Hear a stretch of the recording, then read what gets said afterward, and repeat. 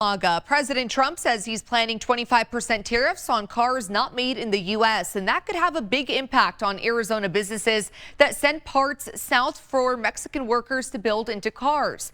As Craig Smith reports from Golf Links in Pantano, the most American cars may surprise you.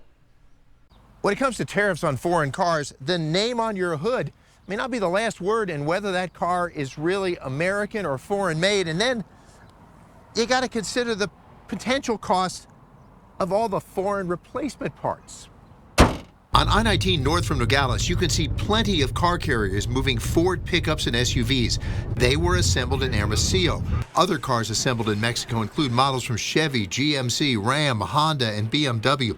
When Congressman Juan Ciscomani brought fellow members of Congress to the border recently, they saw car parts like seat covers and wiring harnesses in the warehouse of customs broker Guillermo Valencia.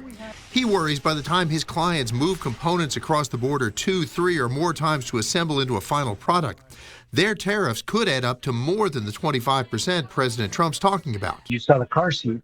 That most of that component, if it wasn't fabric coming from the U.S., many of the plastic, many of the threads, the sewing, the labor, all that is would be Mexican sourced. The website Cars.com publishes a list of the most American cars based on where they're assembled and where their parts come from.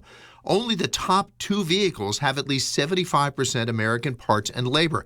Tesla's rank number 1, 4, and 9. But except for a Jeep model at number 8, the others in the top 10 are brands you might call foreign cars, from Honda, Toyota, Lexus, and Volkswagen. Those companies have factories in the U.S.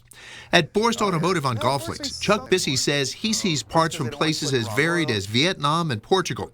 He says it's just not practical to buy and hold parts to avoid higher prices from tariffs. Every car is so different. I mean, even, a model, the same year and make of car, an EX or an LX, could have different parts. So it's really hard to have everything sitting on a shelf, waiting to go. Customs broker Guillermo Valencia says some of his clients will hold off on moving products to see what sorts out. Chuck Bissey says the best move for drivers is to take care of their cars so they won't need expensive parts. In Tucson, near Golf Links in Pantano, Craig Smith, KGUN 9.